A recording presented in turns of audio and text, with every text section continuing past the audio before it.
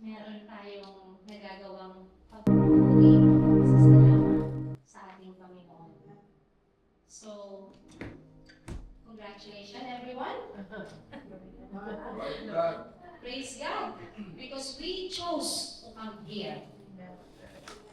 Amen. So, the message that I'm going to share with you, actually, when we planned to come here, nag-ask na ako kay Lord, Lord, ano bang mensahe mo para sa atin?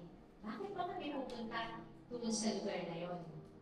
There should be a reason para pumunta kami doon, and we want to meet you, we want to encounter you. But we need a message, oh God. We need a message from you. So this is what He has given to us. So, it's about the throne of grace. We name our church as a throne of grace. Do we understand what does it mean? I believe God is going to let us know bakit tayo tinawag sa throne of grace. And also, what is throne of grace?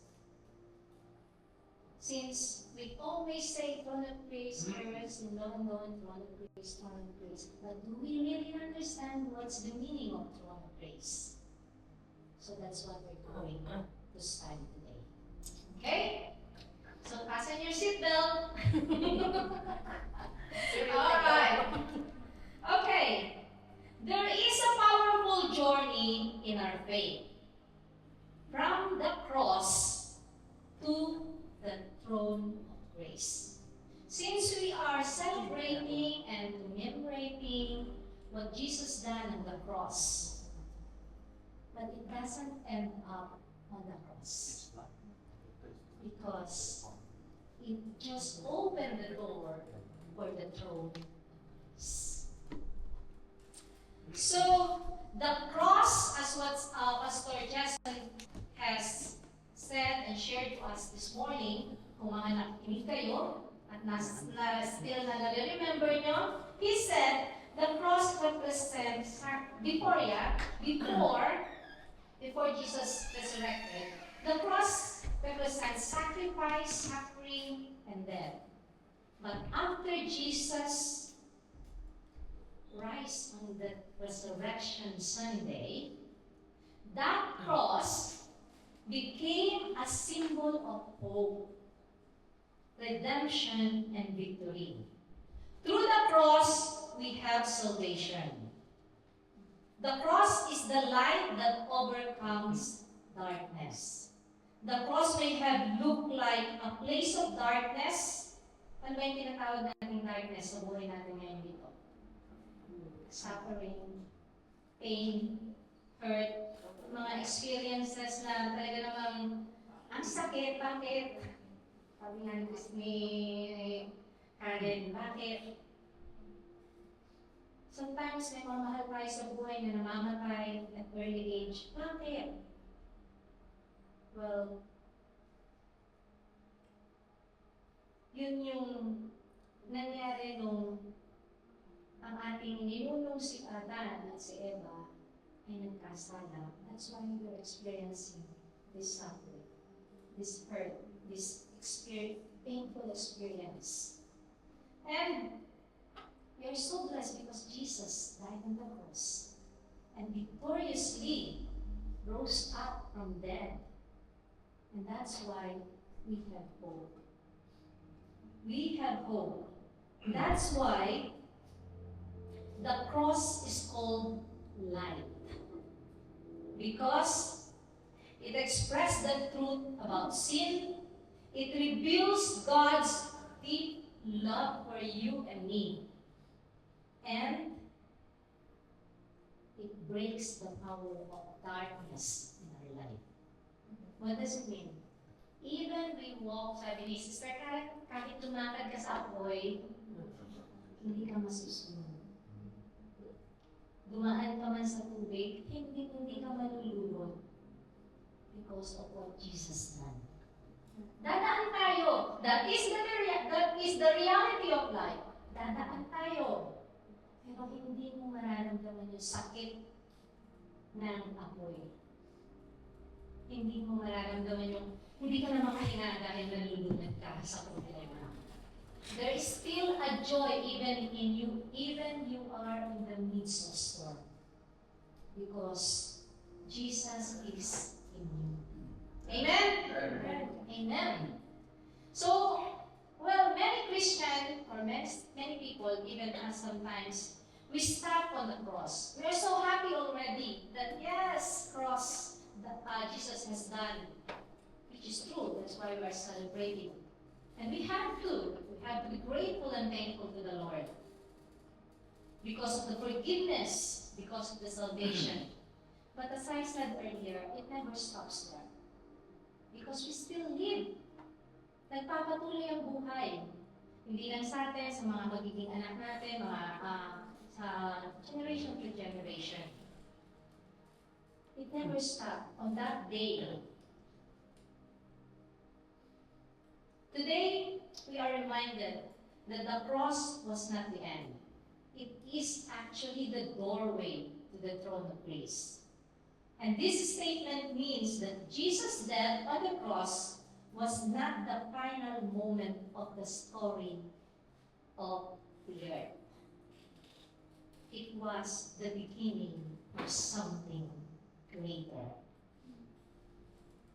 What is the throne of grace? I said it's the doorway to the throne of grace. So who knows what is the throne of grace?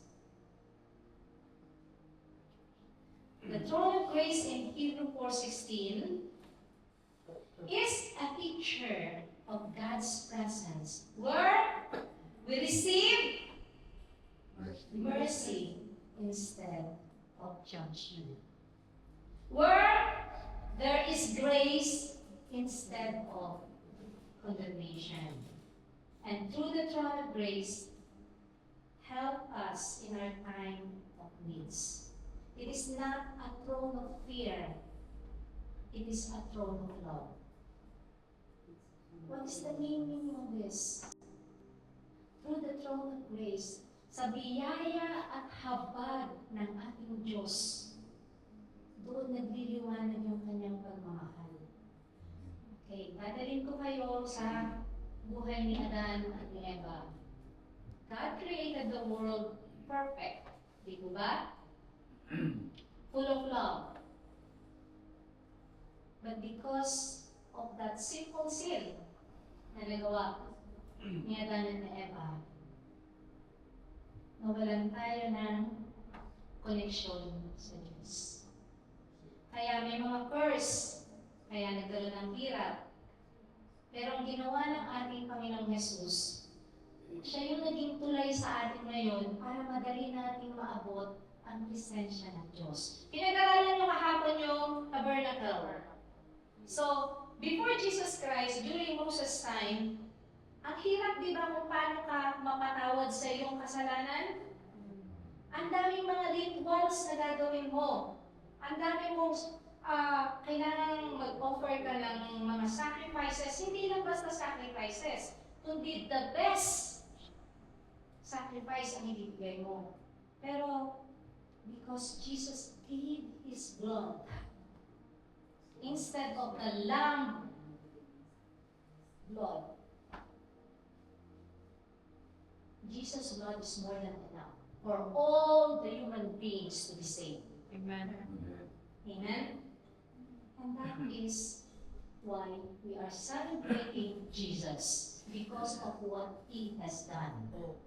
And the throne of grace is showing it, the love of God. Kasi noong araw, more on nakafocus sila sa law. Na parang takot na takot sila sa Diyos dahil ang Diyos parurusahan pag nagkasala. Ganun kalupit ang pagkakakilala nila sa Diyos. Napakalayo ng agwat. Pero tayo ngayon, because of Jesus' done, ganyan tayo pa-close sa Diyos. Dahil sa biyaya at habag, dahil sa trono ng biyaya at habag ng ating Panginoon, and then tayo mapulos sa Diyos. We can just speak to Him right now, and He listen. Yun po ang ginawa ng ating Panginoon Jesus. So, the cross where darkness was defeated. Point 1. In John 1:5, the light shines in the darkness, and the darkness has not overcome it. At the cross, it looked like darkness had won. Jesus was rejected, beaten, and crucified. You know, before the resurrection came, alam niyo ba tuwa si Satan? Nung time na yun na pinarurusahan ng ating Panginoong Jesus, they are rejoicing because they thought they're going to win the battle. Who believes here na meron talagang spiritual battle? Amen. Hindi man natin nakikita yan until now meron. Kaya pagka natutulog kayo, that means nananalo ang kaaway sa inyo. So, be awake! So, yes, ang kaaway, itatempt talaga kayo niyan. Pero, eto, even si Jesus tinempt niya. Diba? Hindi siya nanalo. And kahit na si Jesus, when Jesus was crucified, they thought, Satan and his hundreds of millions of angels thought that they won the battle. Kasi namatay si Jesus Christ, namatay yung Son of God. So they thought they won the battle, but they didn't know God's plan. That in 3 days, Jesus is going to rise. And that's why we called it victory. Why we keep saying victorious in Jesus? Because He conquered death. Amen. That is the reason why. And that's why, paano natin i-apply yun? If Jesus conquered death, that means tayo, yung pag namatay man tayo sa mga katawang lupa natin, hindi tayo mapupunta sa eternal death or eternal suffering. Doon tayo kasama natin ang Panginoon sa heaven. Eternal, not temporary. So yun yung ginawa ng cross. Na the darkness is ruled by Satan. And Satan thought they won. Satan thought na magiging madilim ang mundo. But the cross represents light. Amen. Through Jesus Christ. Amen? So next.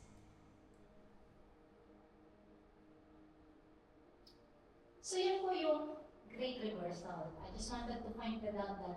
Sabi ko, I have to share this. What Satan meant for is destruction. But Jesus turned it into victory. Death becomes life. Defeat becomes victory. Darkness becomes light. So when Jesus rose again, it proves that sin has been defeated.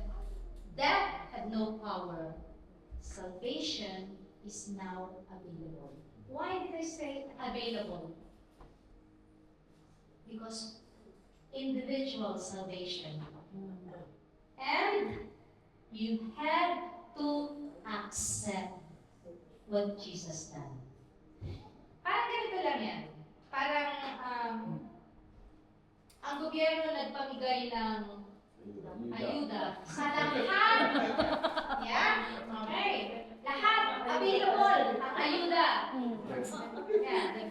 The government is going to give something to everyone. But you're not going to have it if you're not going to the barangay to claim it. Yeah. So, it's just like that. You have to do something for you to have it. But it's for everyone. It's for everyone. But you need to do something to get that ayuda. Register. Register your name. Register your name. So, ganun po sa salvation. It is for everyone. It is for everyone. Young, adult, it's for everyone. we have to accept Jesus Christ as our Lord and Savior. Amen? Amen. Amen. Okay. Point 2. The cross made a way. In Scripture, Romans 5:8, but God demonstrates His own love for us in this. So, yan din ng aking Okay. While we were still sinners, Christ died for us. Okay. So, Jesus took the place for us. Kasi, anong kabayaran ng kasalanan? Kamatayan. Cesar, anong kabayaran ng kasalanan?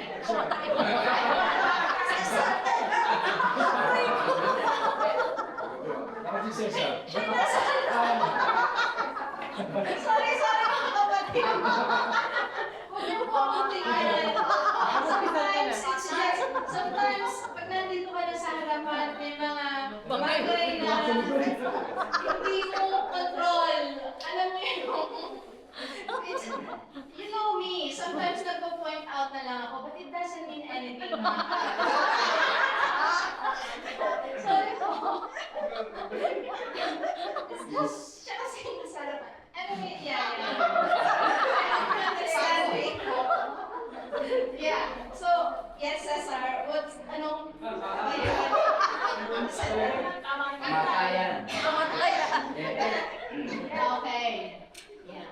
So, we all know, ang kabayaran ng kasalanan ay kamatayan. Pero, the cross made a way.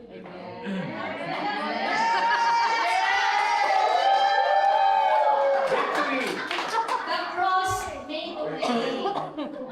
Wala nang condemnation. Walang turuan kung sino makasalanan.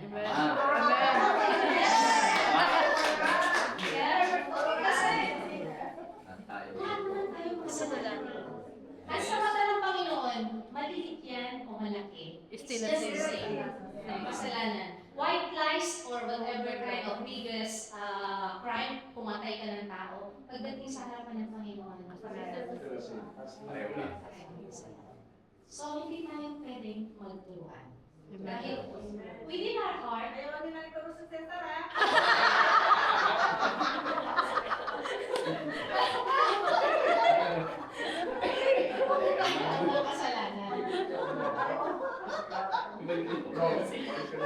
Kasalanan. Amen. Hallelujah. Hallelujah. Walang turuan. We are all sinners. And we are all through God, we are redeemed. Amen.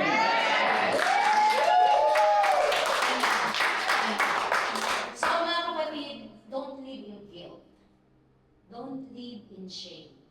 Kasi ang kaaway, it will instill in you. Palagi niyang iyagal sa isip mo, makasalanan ka. Yung guilt. Huwag kayong mabuhay sa guilt. Pag may nagawa tayong kasalanan, andiyan ang Panginoon, handa tayo.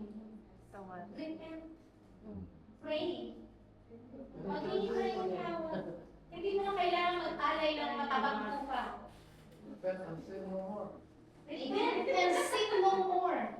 Yan ang gawin natin. Repent and sin no more. Through repentance, there is a transformation. Amen. When you said repentance, hindi pwede yung sabi mo lang na sorry. And then, wala nang babago sa okay. Repentance, there is a transformation. Amen. That is through repentance. Kaya kailangan repent and sin no more. Yan wala sinabi ng ating Panginoon Jesus sa mga makasalanan na, di ba, nung may babae na dinala sa kanya? Yes. Yan ang sinabi niya. Repent and sin no more. Amen. Amen. Okay, pangatlo po. From the cross to the throne of grace. The scripture is found in Hebrews 4:16. Let us then approach God's throne of grace with confidence, so that we may receive mercy and find grace to help us in our time of need. Because of Jesus, you are no longer far from God. You are invited into His presence, into His grace, into His love. So, you can come boldly. You can come boldly. Ibig sabihin, without fear. Walang takot.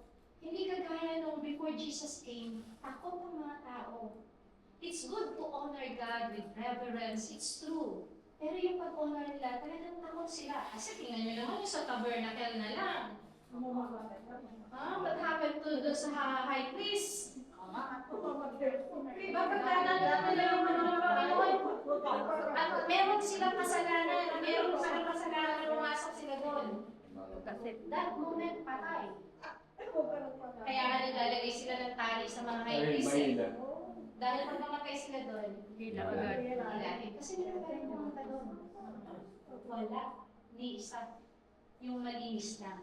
Pero because of Jesus Christ, we are redeemed. We are redeemed! Amen! We are redeemed. Wala na yung mga tali-tali sa paa. Lie detector. Lie detector. Lie detector. It is Holy Spirit. Amen. Through the throne of grace, you are no longer far from God. Amen. Amen. You are no longer far from God. You are always invited in His presence. And we felt it. Ito nga lang, di ba? Ramdam na ramdam natin ang presensya ng Panginoon. Ramdam natin, uumapaw.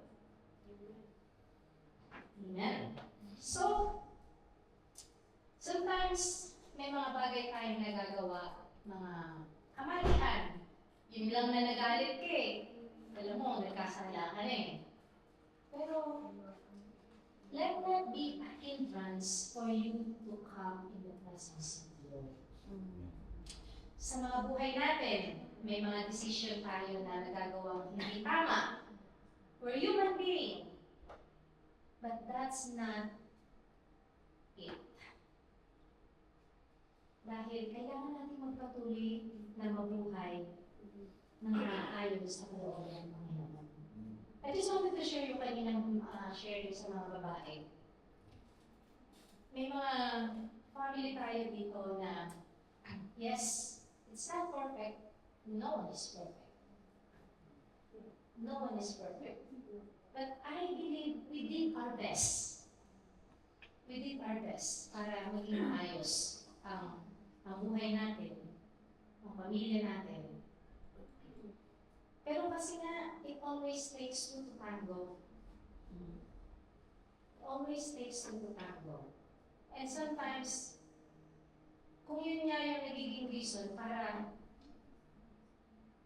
mabuhay ka ng hindi naaayon sa plano ng Panginoon sa buhay mo, mas better na lumakad ka na nandun yung freedom mo na mag-serve sa Kanya. Everything that surrounds us, o mga nangyayari sa atin, happens for a reason. Pero malaki din doon yung decision making natin. Kasi it is our choice. Kaya nga kailangan natin yung wisdom from the Lord all the time. Kaya nga sa mga family, we need God in the center of our family. In our life, we need God in the center of our life. So that our decision makings will be inclined to His plan and purpose to each one of us. Without the presence of the Holy Spirit, we will not know what is right and wrong. Iba yung wisdom na nagkakaling sa banal na Spirit. Once the Holy Spirit convict you and tell you something, go for it. Sometimes mahirap. Kasi kaya nagiging mahirap kasi against sa will natin. Against sa will natin. Pero kung sinurrender, kaya nga natin kagabi, di ba, surrender.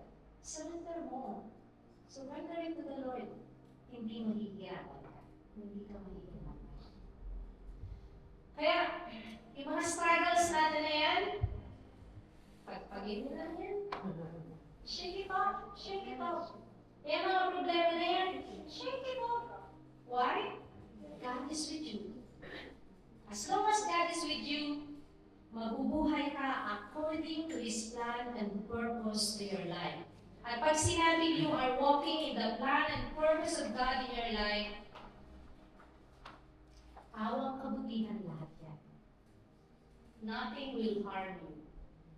Everything will be for your future, and you are always with hope. Always victorious ang buhay mo. Amen? Amen. So, 4, living in a power of grace. So, grace is not just for salvation, but actually, it is a daily living. Kasi yun yung kailangan ng buhay natin. Ginawa na ni Lord lahat. It is finished. It's all done. Pero yung part natin, gagawin natin. May part tayong dapat gawin. Yes, we receive the salvation, but we have to continue living in that life. So, ang biyaya ng Panginoon, bakit sinabing for daily living? Kasi alam ng Diyos mahina tayo. Kaya nandyan ang kanyang biyaya at habag. Kaya nandyan ang kanyang throne of grace. Church. Well, I believe, ang revelation ng Panginoon sa akin kagabi, the Throne of Grace Church was founded because we are called to bring people to know that God loves them. Amen. That is the mission of the Throne of Grace. Bringing people to know that God loves them. Kaya mga kapatid, nakita ko sa lahat sa atin, we are all workers of God. Amen. Lahat tayo manggagawa ng Diyos. Ano ba naman yung sabihin mo sa kasama mo sa trabaho na umiiyak?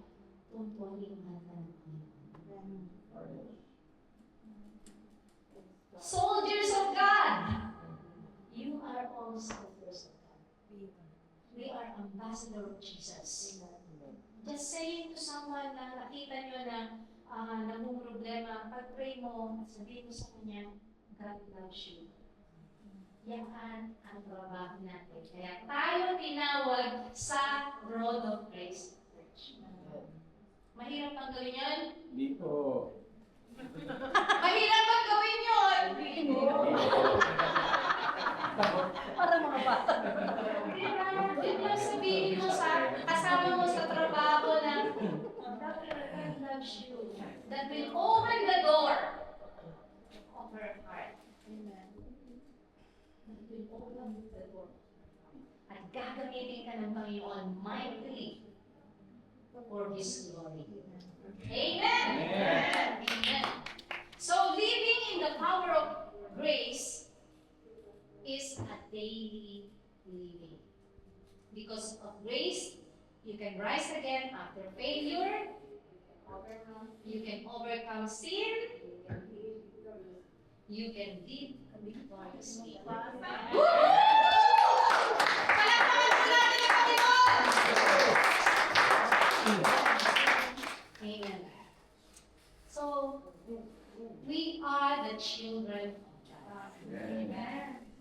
Let's claim it all the time. We are the children of God. Mahal na mahal tayo ng ating Diyos. Kung paano ang ating mga magulang minahal tayo at kung paano kayo na mga magulang mahal nyo ang mga anak nyo. How much more our Father God in heaven. Hallelujah. Amen? Hallelujah. Hallelujah. Praise the Lord. Live boldly. Pray boldly. Study His Word.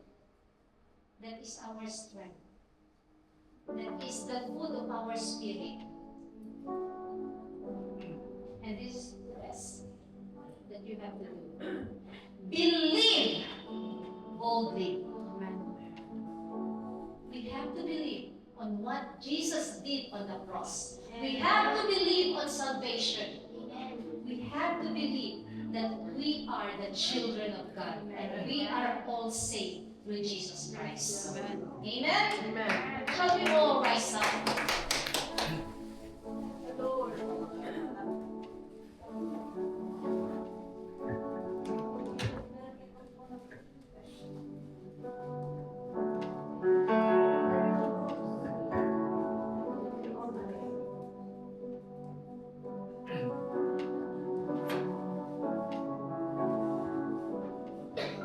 Singing 돌아가야 돼.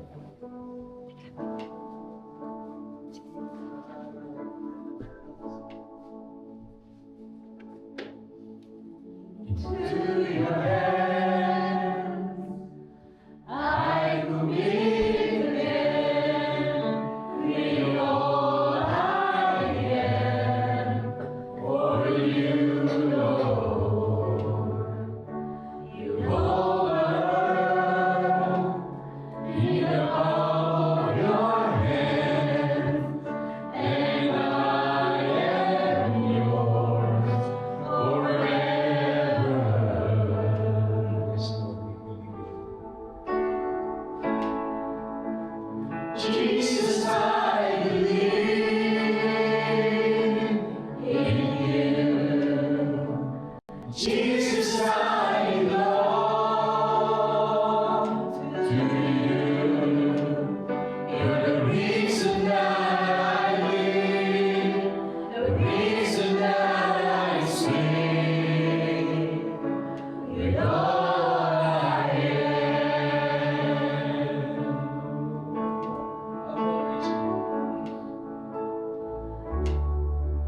I walk with you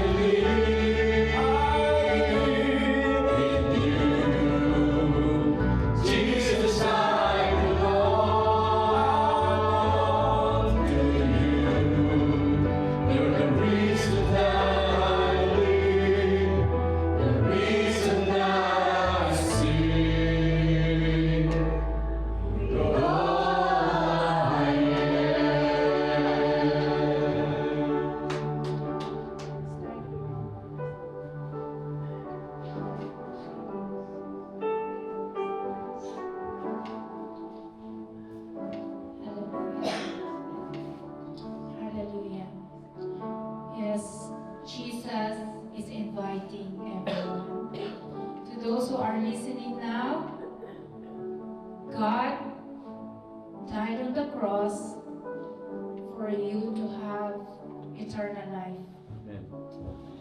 Amen. But He did not remain, but He is risen. And now He is calling to those who wants to accept our Lord Jesus. He gave us the assurance that we're going to have eternal life. Why Jesus? Jesus said, I am the way, the truth, and the life. No one comes to the Father except through Him, and that is our Lord Jesus Christ. That's why those who wants to accept the Lord Jesus, we invite you to pray with us, but pray with all your heart, and we will just guide on coming to the throne of grace through our Lord Jesus Christ. Let's pray.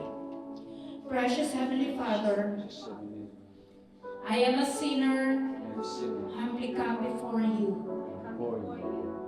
asking for your grace and mercy to cleanse me with your blood, to restore me, to forgive me for all my sins I have done unto you. Lord Jesus, I come to you and accept you in my heart as my Lord and Savior of my life.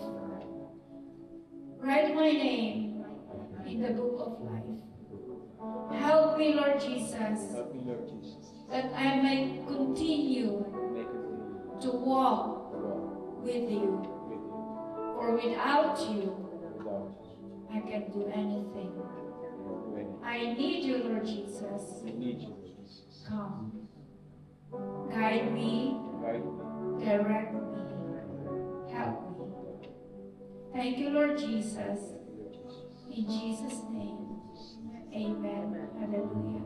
Lord, we lift you up. Those who accept you as their Lord and Savior, I pray, oh Lord, that you would bless them, Lord. Help them find their ways, Lord, that they may grow in the knowledge of you, that they may grow, Father, in love, that they may grow, Father God, in knowing you more, in serving you more, in loving you more, oh God. I pray, oh Lord, that you will direct their path, guide them on their decisions, oh Lord, as they walk with you. Thank you, Father, Lord Jesus, oh God. Lord, thank you for everything, oh Lord God, even to each one of us here now, oh Lord Jesus, oh God. We thank you, oh Lord God. We thank you and we love you, oh Lord Jesus, oh God. And we need your help. We need your grace. We need your mercy. Continue, Father God, to guide us and to walk with us, oh Lord. And help us, oh God, that we may know you more and more until the day you come. Thank you, Lord Jesus. We give you praise. We give you glory. We give you honor and thanksgiving. And we ask all of these things in the mighty name of Jesus Christ we pray. Amen. Amen. Start singing the doxology.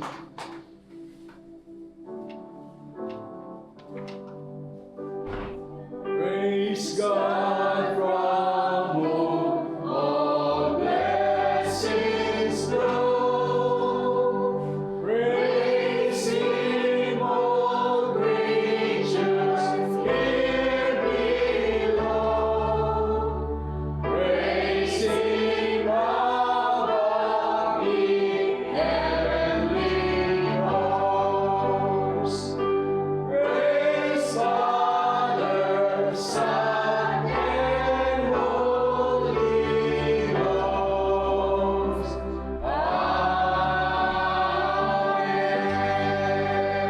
Amen. May the grace of our Lord Jesus, who gave himself on the cross, be the light that guides you and the hope that strengthens you. May you walk daily in the freedom he has won for you, leaving behind every fear, guilt, and darkness. And may you come boldly to the throne of grace, confident in His love, upheld by His mercy, and empowered by the Holy Spirit. Go in peace, live in His truth, and shine His light wherever you go. In Jesus' name, amen.